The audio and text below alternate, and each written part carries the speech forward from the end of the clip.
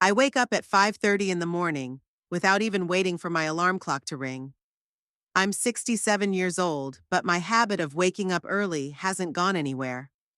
I used to get up this early to prepare for my lectures at Westchester College. Now, it's to help my granddaughter. My house in Yonkers is located in an old neighborhood where all the neighbors know each other by name. I've lived here for 30 years. After Frank died, many people advised me to sell the house and move to a smaller apartment, but I refused. This house is the last thing that connects me to my past life when I still felt needed. In the kitchen, I pour boiling water into a cup of black tea as usual. I used to drink only coffee, but the doctor said that with my blood pressure, it would be better to switch to tea. I put the cup on the coffee table next to the armchair and pick up the phone. There is a message from Eloise on the screen. Grandma, don't forget your test today. No good morning or how are you? Just a reminder of what I have to do.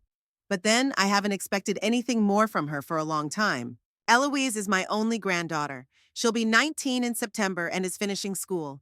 She's a talented girl, a good writer, and clearly gifted with languages. I was thrilled when she decided to study linguistics. Her parents weren't so enthusiastic, though. Shannon and Bryce don't think a liberal arts education will give their daughter a decent future. But Eloise unexpectedly showed some backbone, and they gave in. I finish my tea and go to get dressed. I choose a blue suit, not too formal but not too casual either.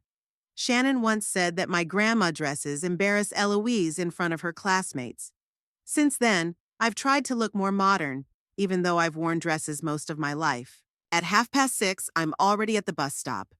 I like Yonkers in the morning. Quiet, not yet filled with people rushing about their business. The bus arrives on time, and 20 minutes later, I'm at my daughter's house. Shannon opens the door with her phone to her ear. She's always on the phone. With colleagues, clients, friends. Sometimes I think it's a way to avoid real communication with those close to her. Mom, she nods at me and steps aside to let me in. No, Jeff, not you. My mom's here. Yes, go ahead. I walk into the kitchen. Bryce is sitting at the table, buried in his laptop. He barely looks up when I enter. Good morning, Judith, he says without looking up from the screen. Eliza is still asleep. Please wake her up. I have a meeting in an hour. I nod and go upstairs. Eloise's room is the last one down the hall. I knock, but there's no answer. I open the door and see my granddaughter curled up under the covers. Eloise, sweetie, it's time to get up, I say quietly. We need to study before your class. She mumbles something and burrows deeper into her pillows. I sit down on the edge of the bed and gently shake her shoulder. 5 more minutes, she asks. Okay, 5 minutes, I agree and leave the room. In the hallway, I bump into Shannon, who has finally finished her phone call. Isn't she getting up? My daughter asks irritably. God, it's the same every morning. You're too soft on her, Mom. I gave her 5 minutes, I reply calmly. She was up late last night studying for a test. Shannon rolls her eyes. If she was studying instead of staring at her phone. Okay, I have to go. Make sure she's on time for school. And yes, Bryce and I will be late tonight, so if you can, please stay with her until we get home. There's chicken in the fridge, heated up for dinner. Without waiting for my answer, she goes downstairs. A minute later, I hear the front door slam. 15 minutes later, Eloise finally gets up. She walks past me into the bathroom, rubbing her eyes sleepily. Good morning, sweetie, I say. She replies and closes the door. While she's washing up, I go down to the kitchen and make her breakfast. Toast with avocado, just the way she likes it. Bryce is already gone, leaving only an empty coffee cup on the table. When Eloise comes downstairs, I've already laid out her textbooks and test printouts on the table. Grandma, can I eat first? She asks, sitting down at the table. Of course, I reply, pushing her plate of toast toward her. She takes one and takes a bite. Avocado again? She grimaces. I thought you were making scrambled eggs. But you always ask for avocado, I say, surprised. That was last month, she replies as if it's the most obvious thing in the world. Right now, I prefer eggs, or at least granola. Mom has some in the top cabinet. I get up and take out the box of granola. I pour some into a bowl, add yogurt, and place it in front of her. Here you go. She takes a spoon and starts eating, checking her phone at the same time. I wait patiently for her to finish. So, I say when the bowl is finally empty, today we're going to review last year's SAT tests. I looked at your last results and we need to improve the reading section. Eliza sighs. Does it have to be today? I have a French test in 2 days. That's exactly why we need to do it today. So you'll have time to prepare for French, I explain. Fine. She reluctantly agrees and pulls the tests closer to her. For the next 2 hours, we work on her critical reading skills. I explain strategies I've learned in 25 years of teaching literature. Eloise is a smart girl, but she lacks concentration. She's constantly distracted by her phone. Sweetie, put your phone away, please, I ask for the third time. You can't concentrate if you're checking your messages every 5 minutes. It's important, she replies without looking up from her screen. Jessica and I are making plans for the Barnard College open house. We can discuss that after class, I insist.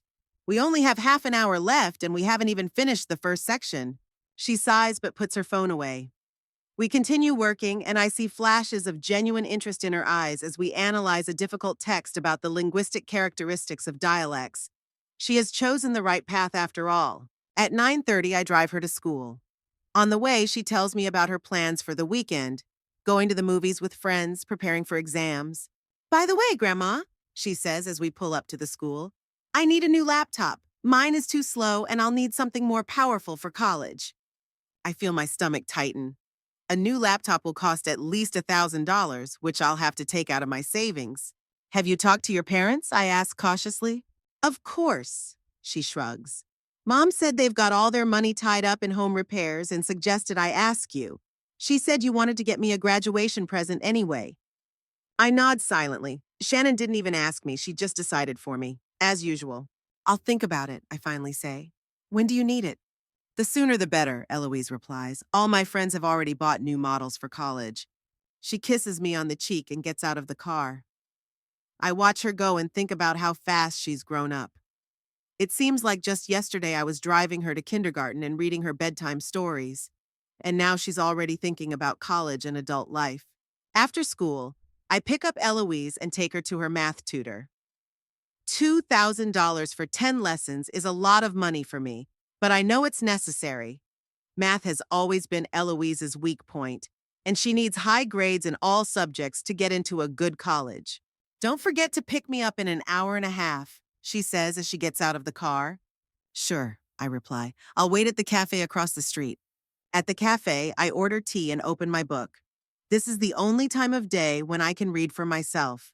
There's always something to do at home: cleaning, cooking, checking Eloise's homework. But here, in this little cafe, for an hour and a half, I'm just Judith Thornhill, not a grandmother, mother, or former teacher. After her tutoring session, we return home to Eloise. Shannon and Bryce are out, as expected. I reheat the chicken and prepare a salad. We eat dinner in the kitchen, and Eloise tells me about school, her friends, and her plans for the future. Mr. Lawrence said I could get a scholarship to Barnard if I improve my SAT scores, she says enthusiastically. Can you imagine, Grandma? Barnard, it's one of the best women's colleges. I'm proud of you, I say sincerely. I'm sure you can get in. It's all thanks to you, she says, and in that moment I see the little girl who once sat on my lap and asked me to read her another story. If it weren't for your help, I would never have been able to pass those tests. I smile and for a moment forget about the laptop, the tutors, and how Shannon is using me. In moments like this, none of that seems important. After dinner, we sit down in the living room and I help Eloise with her college entrance essay. She has chosen the topic, The Person Who Influenced My Life, and I am surprised to learn that she is writing about me. Really? I ask, unable to hide my surprise. Not about Mom or Dad? They're always busy, she replies simply. But you're always there. You taught me to love books. You helped me with my studies. You're just always there. I feel tears welling up in my eyes and turn away so she won't notice. All these years, I've been afraid that she doesn't appreciate my efforts, that I'm just a convenient grandmother who's always around. And now this, an essay about me, about my influence on her life. We work on the essay until 9 o'clock in the evening. Then Eloise goes to her room to get ready for tomorrow's classes. I stay in the living room, looking over my notes for the next day. Tomorrow we need to review historical periods for a history test. At 10 o'clock, Shannon and Bryce return. They come in talking loudly about some work project. Oh, Mom, you're still here. Shannon says, noticing me. Thanks for staying with Eloise. How is she? She's fine, I reply. We worked on her SAT tests and her college application essay. Great. She nods and immediately switches back to what she was doing.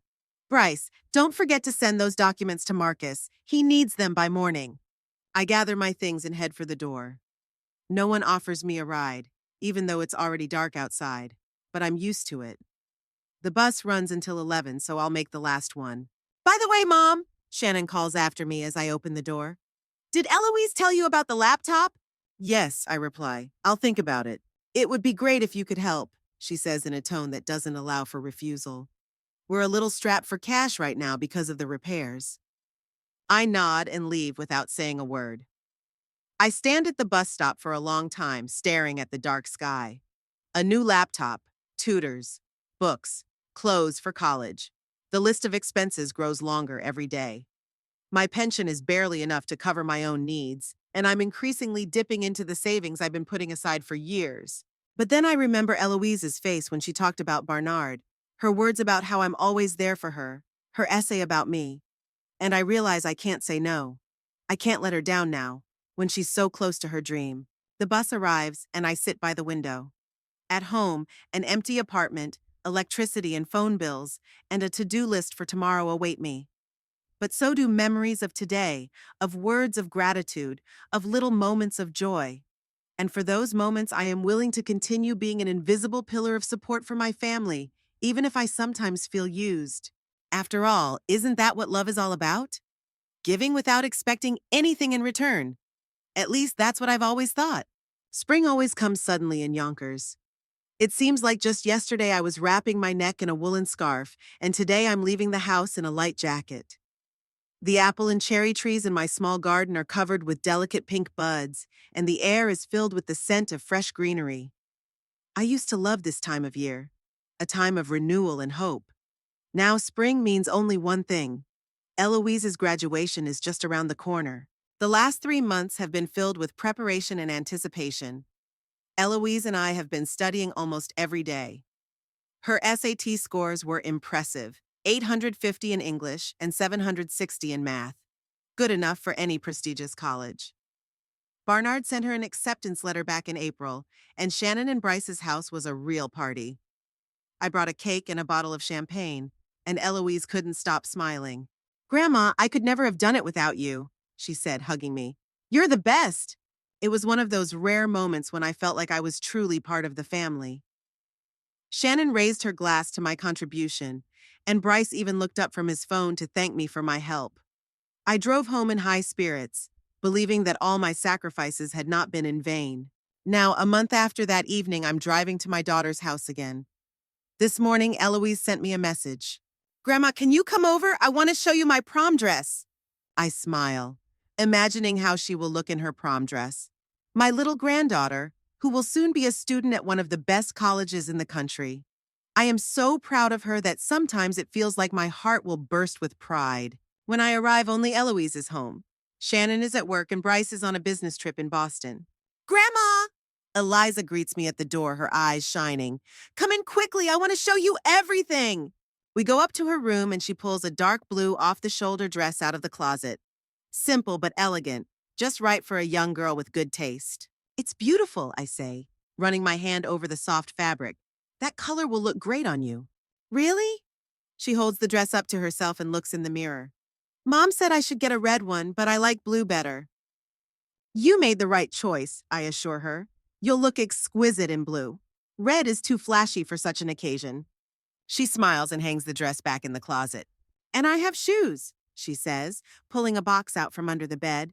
Silver with low heels. Mom wanted me to take high heels, but I can't walk in them. I laugh, imagining Shannon trying to convince her daughter to wear uncomfortable shoes for the sake of style. My daughter has always been obsessed with her appearance and other people's opinions. I'm glad Eloise is starting to develop her own taste. We spend the whole day discussing the details of the upcoming prom.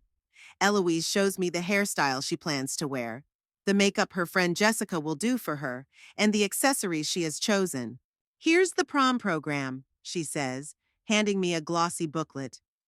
First, there's the formal part in the school auditorium, Then a reception for the graduates and their parents in the big hall, and then the dance in the gym. It should all be over by around 11 o'clock. I flip through the booklet, looking at photos of the school decorated for the holiday and the schedule of events. On the last page is a list of important dates: rehearsal on June 5th, graduation on June 8th, and prom on June 10th. June 10th, I say aloud. That's next Friday, right? Yes, Eliza nods. We have our last classes at the end of the week, and then all the graduation events begin. I take out my phone and check my calendar. Okay, I'm free that day. What time should I come? Elise suddenly freezes. Her face changes, her smile disappears, and her gaze becomes guilty. She takes the booklet from my hands and puts it on the table. Grandma, she begins uncertainly, I wanted to talk to you about this. For prom, each graduate is only given 2 invitations for their parents, no more.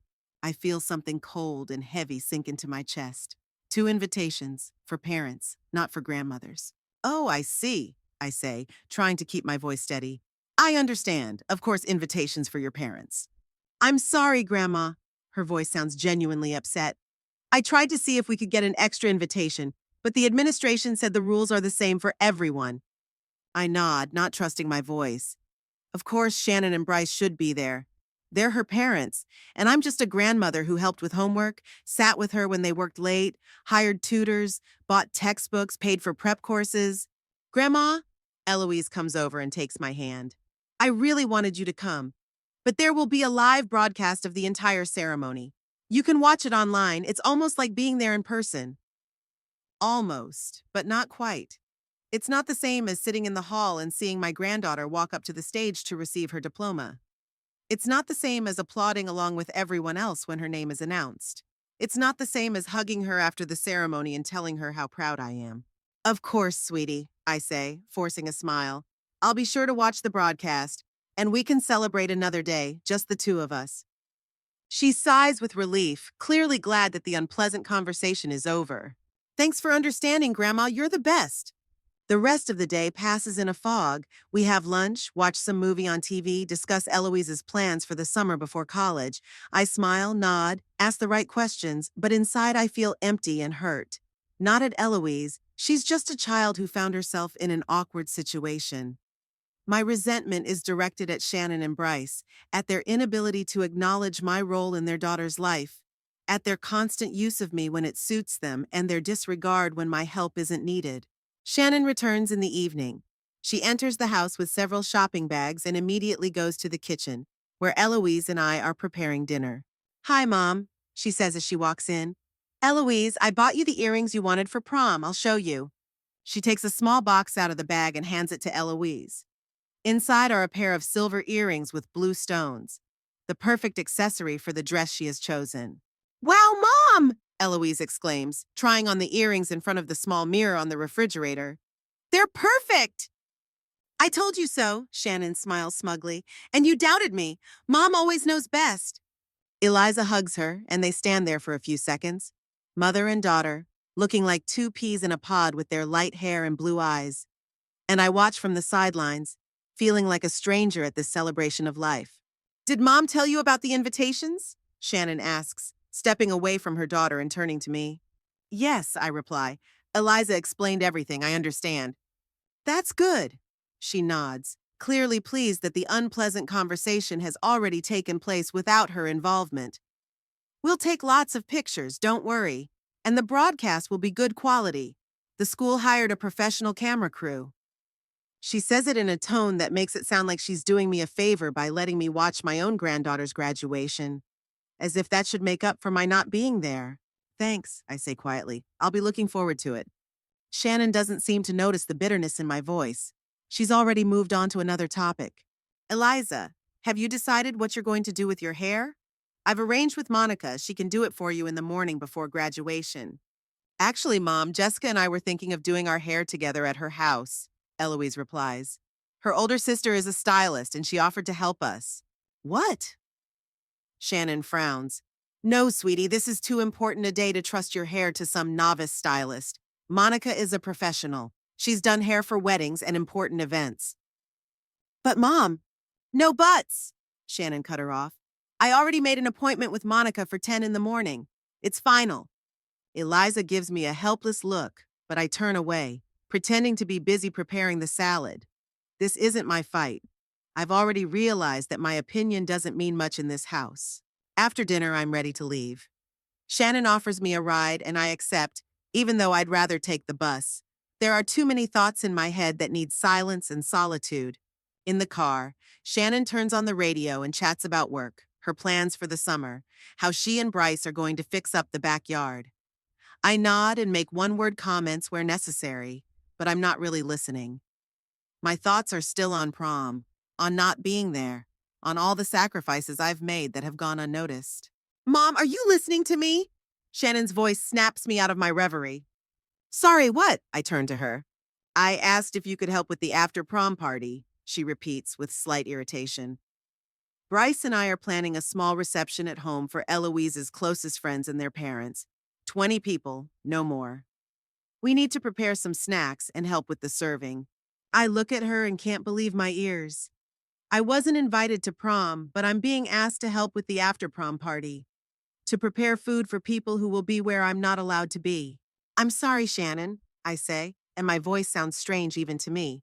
I'm busy that day. Busy? She looks at me in surprise. What are you doing? You don't have any plans. I'm watching the prom broadcast, I reply. You said yourself it would be good quality.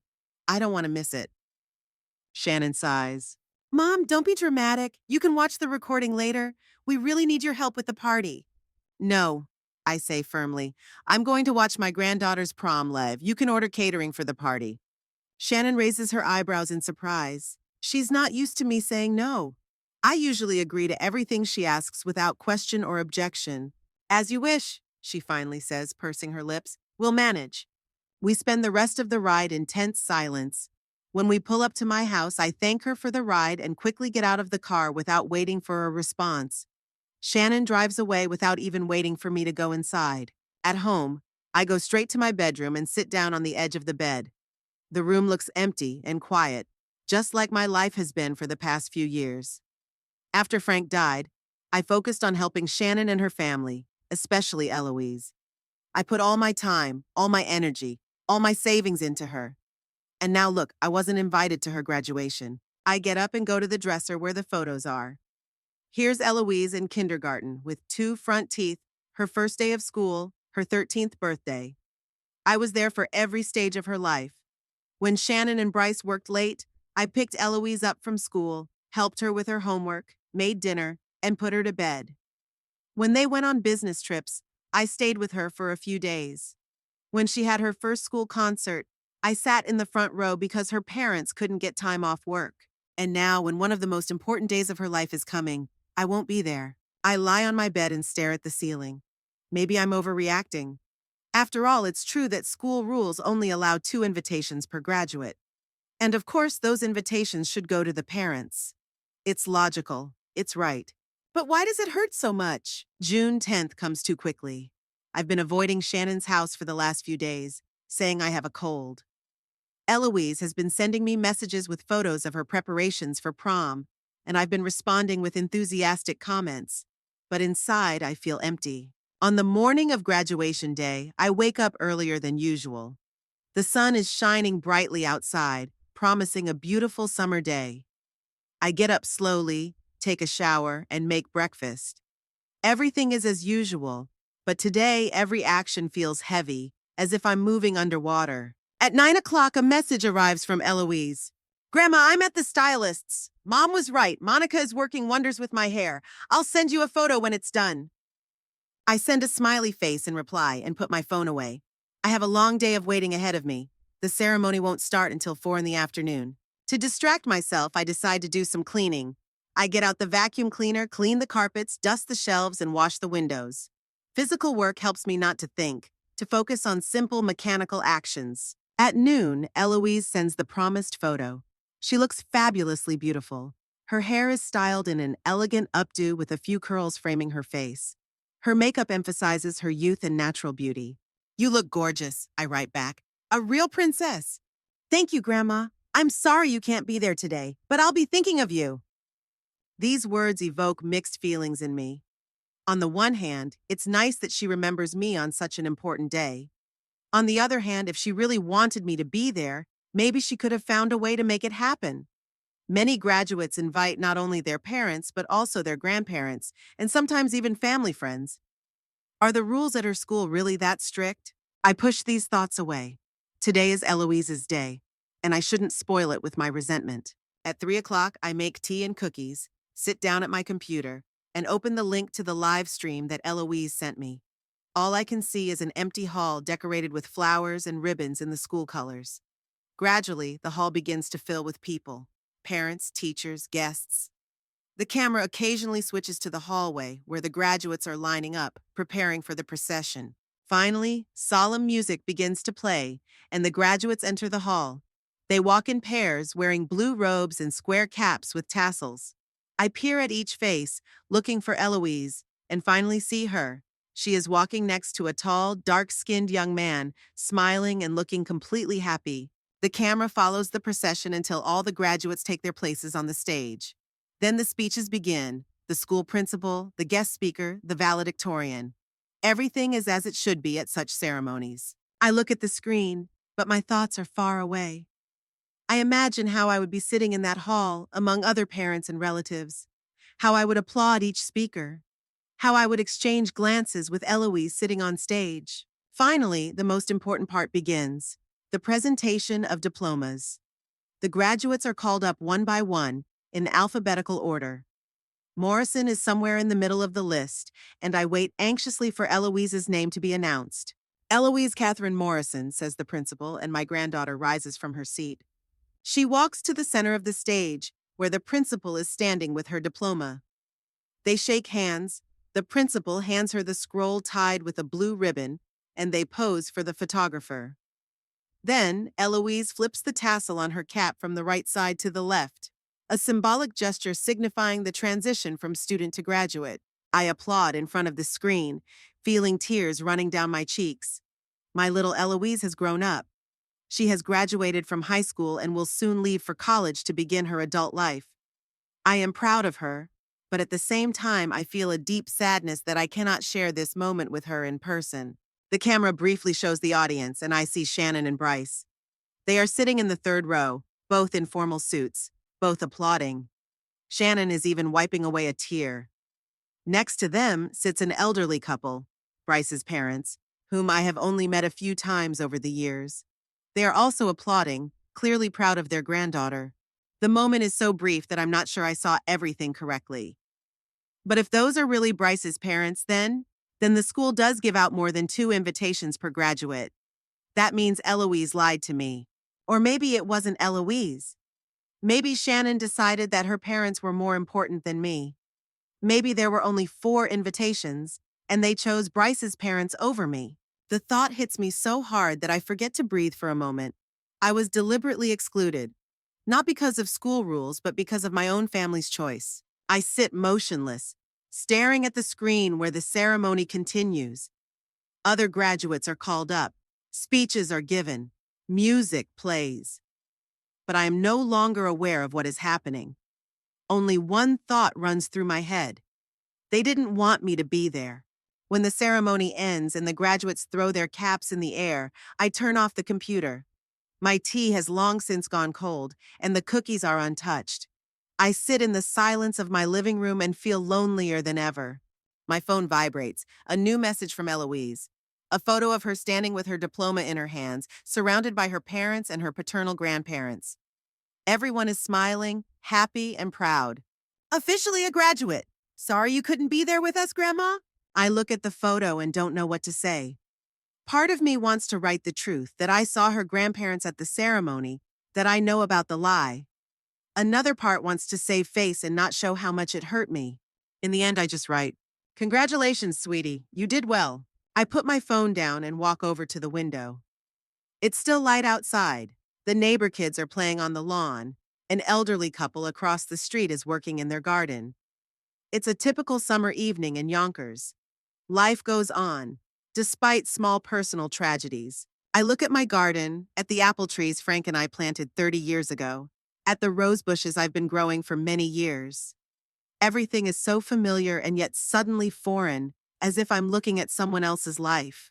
For years, I defined myself through my role in Shannon and Eloise's lives. I was a mother, a grandmother, a helper, a mentor. I gave my time, my energy, my money, expecting nothing in return except the opportunity to be part of their lives. And now it turns out that even that is not allowed. I am not part of their family, not when it comes to important moments. I am just a convenient resource to be used and pushed aside when no longer needed. This thought hurts, but there is also something liberating about it. If I am not defined by them, then who am I? Who do I want to be in this new, unexpected chapter of my life? I don't know the answers to these questions, but standing at the window of my house, looking at my garden, I feel ready to search for them. July in Yonkers was unusually hot. The asphalt melted under the merciless sun, and air conditioners ran at full blast, creating a constant background hum in the streets. I tried to leave the house only in the mornings, before the air had a chance to heat up, or in the evenings, when the heat began to subside. 3 weeks had passed since Eloise's graduation, 3 weeks of silence and emptiness, 3 weeks of inner turmoil and gradual realization of my own insignificance in my family's life.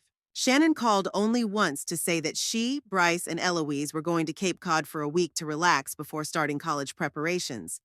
The call was short and formal, with no mention of graduation or of the fact that I had seen Eloise's grandparents on Bryce's live stream. Perhaps Shannon had no idea that I knew the truth, or perhaps she didn't care. Eloise sent me a few messages, a selfie from the beach, a photo of the sunset over the ocean, a short video of her jumping off a pier into the water. I replied with short comments and emojis, not knowing what else to say. How do you keep a conversation going when the foundation of the relationship is fake? That morning, I woke up earlier than usual, around 5 o'clock. The heat hadn't yet reached its peak, and fresh air with the light scent of jasmine growing under my window drifted in through the open window. I lay there staring at the ceiling, thinking that for the first time in a long time, I had no plans involving Eloise or Shannon. No lessons to prepare, no tests to grade, no dinner to cook. A strange feeling of freedom and emptiness at the same time came over me. How could I fill this day? How could I fill all these days, weeks, months that used to be scheduled down to the minute according to my family's needs? I got out of bed, threw on a light robe, and went down to the kitchen. I made some tea and went out to the back porch with my cup. The garden looked a little neglected. In the last few months before graduation, I'd hardly had any time to tend to the plants. The rose bushes needed pruning, the perennial beds were overgrown with weeds, and the lawn needed mowing. I looked at this garden, which had once been my pride and joy, and suddenly realized that I missed it. I missed the morning hours with pruning shears in my hands, the smell of freshly cut grass, the satisfaction that came from seeing the flower beds well tended. After finishing my tea, I went back into the house, changed into old jeans and a t-shirt, and headed to the shed for my gardening tools. Working in the garden always calmed me down, allowing me to organize my thoughts and feelings. Maybe that was what I was missing right now. Simple physical work that produces visible results. I started with the flower beds, methodically pulling weeds and loosening the soil around the flowers. The sun was gradually rising, but it was still quite cool under the old apple tree where the main flower bed was located. As I worked, I let my thoughts flow freely without trying to control or direct them. I thought about Frank, about our first years in this house, about how we planned and created this garden together, about how he always said that I did too much for Shannon, that I should let her take care of her own life. I didn't listen to him then, believing that a mother's duty was to always be there, always to help. Now, years later, I was beginning to understand that he was right. "Good morning, Judith. Haven't seen you in the garden for a while." My neighbor's voice brought me out of my reverie. Martha Keller, my age, was standing on the other side of the low fence separating our properties. We had never been close friends, but we were good neighbors. We exchanged seedlings, sometimes drank tea, and discussed local news. "Good morning, Martha," I replied, straightening up and dusting my hands off the ground. "Yes, I haven't had time for the garden lately. I've been getting my granddaughter ready for college." "How's that going?" she asked, leaning against the fence. "She got into Barnard," I said, and despite the bitterness of the last few weeks, my voice sounded proud. No matter what had happened between us, I was still proud of Eloise's achievements. Barnard, Martha whistled. Impressive. You must be very proud. Yes, I replied simply. Listen, Martha hesitated a little. I wanted to ask. There's a new book club starting at our community center, once a week on Wednesdays. Nothing fancy, just book discussions, tea, and cookies. I thought you might want to join. You used to teach literature, right? I looked at her in surprise. In all the years we had been neighbors, Martha had never invited me anywhere. But then, I had always been too busy to join any clubs or circles. A book club? I asked. That sounds interesting. When is the first meeting? Tomorrow at 6 in the evening, Martha replied with obvious relief. We're starting with Jane Eyre. I hope you don't mind classics? Jane Eyre is one of my favorite books, I smiled. I think I'll come. Great, Martha beamed. See you tomorrow then.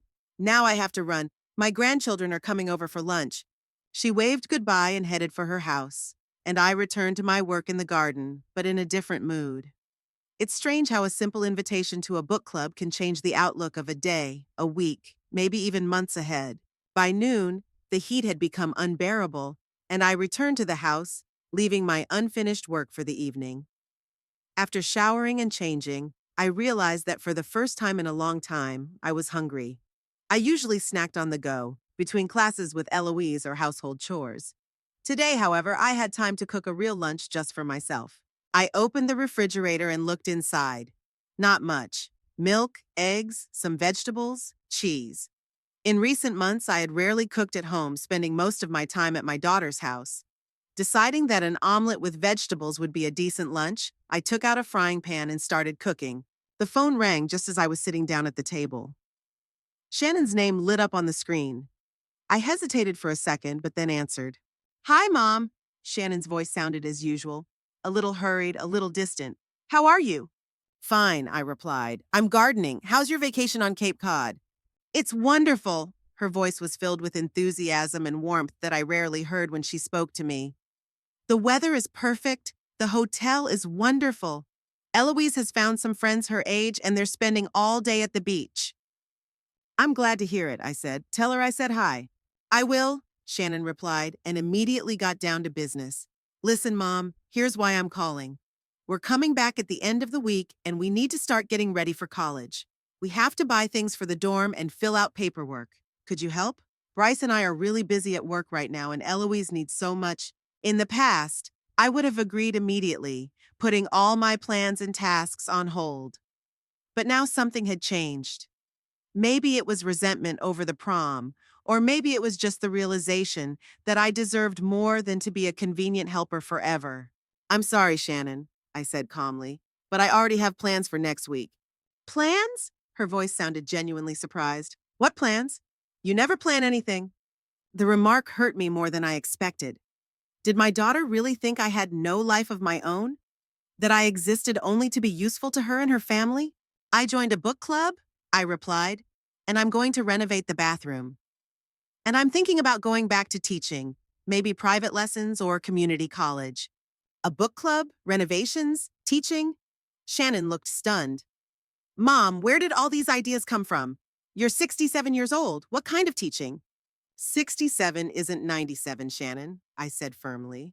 I'm still perfectly capable of working and leading an active life. That's not what I meant, she sighed. It's so unexpected, and the timing is bad. Eliza is leaving for college in a month and a half, and she needs your help. I'd be happy to help Eliza, I said, but not every day and not at the expense of my own plans. Maybe you and Bryce could take some time off work? After all, this is an important time in your daughter's life. There was silence on the line.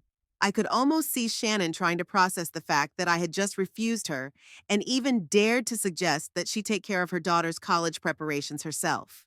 Okay, she said finally. I'll talk to Bryce. But still, if you could spare a couple of days. I'll check my calendar and let you know, I replied. When exactly are you coming back? Saturday evening, Shannon said. Okay, I'll wait for your call. Bye, Mom. Bye, I said and hung up. I sat motionless for a while, staring at the cold omelet. That short conversation had changed something inside me. For the first time in many years, I had put my own interests ahead of Shannon and Eloise's needs, and the world didn't fall apart. The earth didn't stop spinning. I had simply made a choice for myself, and it turned out to be okay. I reheated the omelet in the microwave and enjoyed it with a cup of freshly brewed tea. Then I opened my laptop and started looking for information about teaching opportunities for retirees.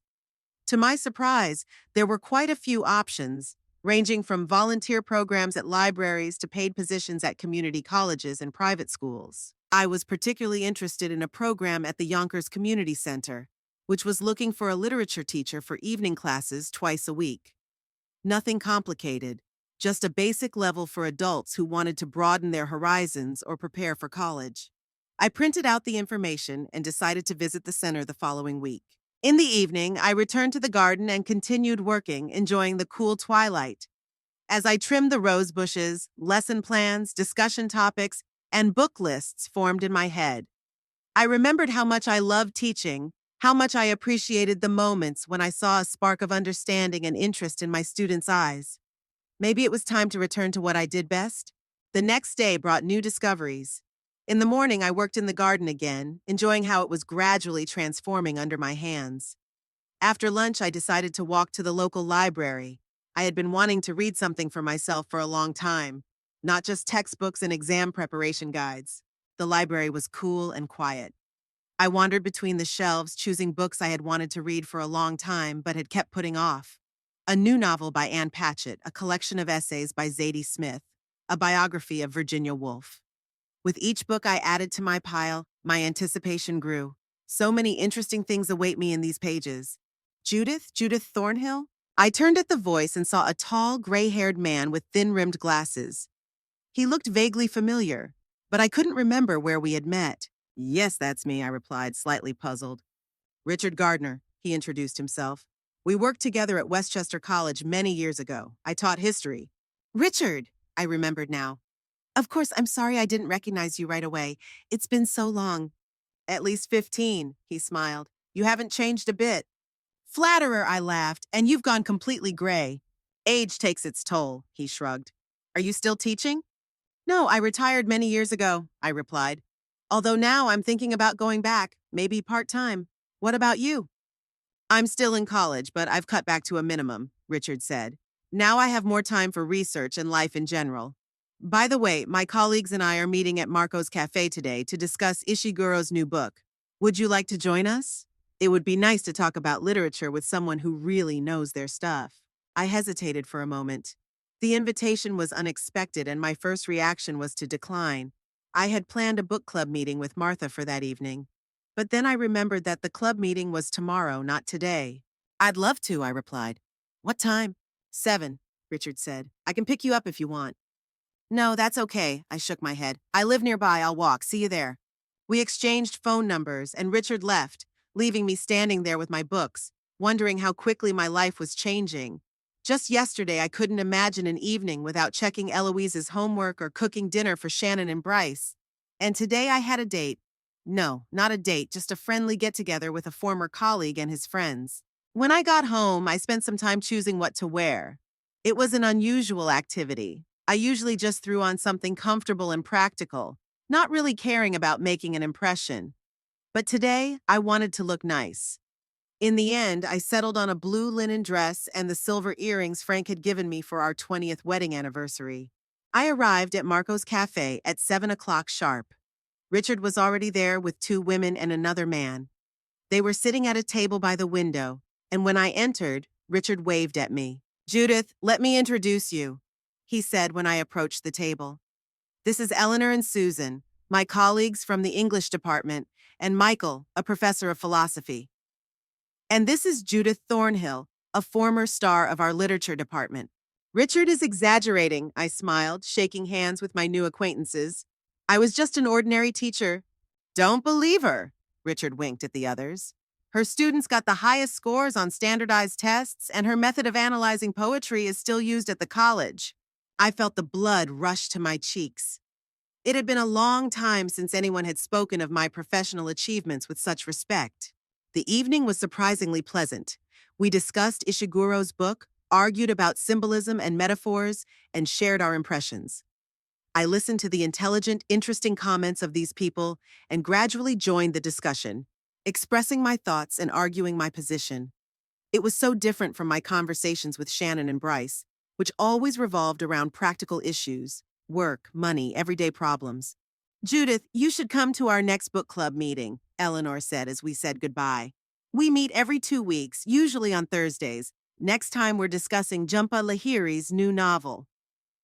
I'd love to, I replied sincerely. Richard insisted on walking me home, even though I assured him I could make it on my own. Gentlemen rarely walk ladies to their doors these days, he said with a smile.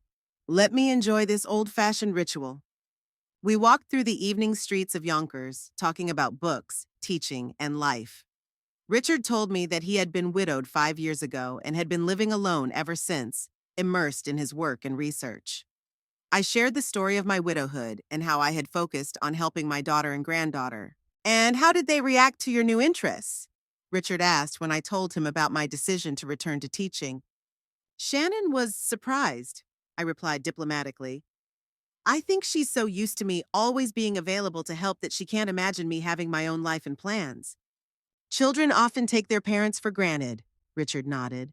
My son is still surprised when I tell him I'm busy or can't come over at a moment's notice. He's 35, and he still thinks the world revolves around his needs. I laughed, feeling strangely relieved that my daughter wasn't the only one who behaved so selfishly. When we reached my house, I hesitated for a moment. Should I invite him in for a cup of tea? Would that be too forward?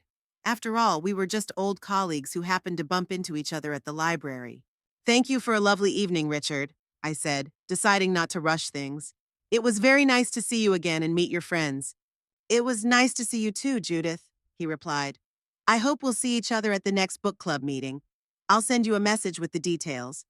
I'll be waiting, I smiled. He held my hand for a second, then let go and walked back down the street.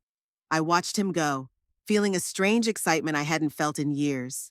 Back at home, I poured myself a glass of wine, a small luxury I rarely allowed myself, and sat down in a chair by the window. In the last 2 days, my life had changed more than it had in the previous 2 years. The book club with Martha, the opportunity to teach at the community center, meeting Richard and his friends. Suddenly, new doors had opened that I hadn't even known existed. And all this happened only because I stopped being constantly available to Shannon and Eloise. I stopped building my life around their needs and desires. I stopped being a shadow, an invisible helper, a convenient grandmother who is always there but never the center of attention. The phone rang, pulling me out of my thoughts. Eloise's name lit up on the screen. I hesitated for a second but then answered. Hi, Grandma. Her voice sounded unusually timid. How are you? Fine, thank you, I replied. How's your vacation in Cape Cod? It's wonderful, she said. I met a girl here who also got into Barnard. We've become friends and are thinking of living together in a dorm. That's great, I said, genuinely happy for her. It's always good to have someone you know in a new place. Yes. She paused, then blurted out, Grandma, are you mad at me? Because of graduation? I wasn't expecting such a direct question. Eloise rarely showed such insight or concern for other people's feelings. Why do you ask? I asked instead of answering directly. It's just, you've been different lately. You don't write much, you don't call, and Mom said you won't be able to help me prepare for college. I have my own plans, Eloise, I said calmly. I joined a book club and am thinking about going back to teaching. And yes, I was upset that I couldn't be at your graduation, especially when I found out that your paternal grandparents were there. There was silence on the line. Then Eloise said quietly, I'm so sorry, Grandma. It wasn't my idea. Mom said it would be better to invite Dad's parents because they don't see me very often, and you're always around. I understand, I replied, although I didn't really understand the logic behind it. But it made me think about my place in your life, and about how I'm living my own life. Are you angry with me? Her voice sounded genuinely concerned. No, sweetheart, I sighed. I'm not angry. I'm just reevaluating some things, learning to live for myself and not just for others. It's a new experience for me, and it may be strange for you too that I'm not always available at the drop of a hat. I understand, Eloise said after a pause, but you'll still help me get ready for college, right? At least a little. Mom doesn't know anything about what students need, and Dad just gives me money and thinks that's enough. I heard a familiar note in her voice. a mixture of sincere request and the usual expectation that Grandma would come to the rescue as always. In the past, I would have agreed immediately, putting all my plans on hold. But now, "I'll help you, Eloise, but not every day," I said firmly. "Let's agree on specific days when I can come over, and maybe you could come to my place. We could make lists of things you need, look through catalogs, and order things online. Come to your place?" Her voice sounded surprised. Eloise rarely visited my home. I usually went to theirs. "Well, okay, if that's more convenient for you." "Yes, that's more convenient for me," I confirmed. "I have my own schedule and classes now. I can't work around your plans like I used to." "Okay," she agreed, still sounding a little confused. "Then I'll come over to your place, say, next Tuesday? After lunch?" "Tuesday afternoon is fine," I said, mentally noting that I had a job interview at the community center on Tuesday morning. "I'll be waiting for you." "Thanks, Grandma," she said, relief evident in her voice. "And I'm sorry about graduation. I should have insisted you come." "It's okay, sweetie," I said, feeling some of the weight that had been on my heart for the past few weeks begin to lift. "We're all learning. I'm learning to set boundaries, and you're learning to respect other people's feelings." "I love you, Grandma," she said softly. "I love you too," I replied. We said goodbye, and I hung up, feeling a strange mixture of emotions. On the one hand, I was glad that Eloise had realized her mistake and apologized. On the other hand, I knew that this was only the beginning of a long journey toward building a healthier relationship with my family. The next few days passed in a new rhythm for me. In the morning, I worked in the garden or read. In the afternoon, I went to interviews or meetings.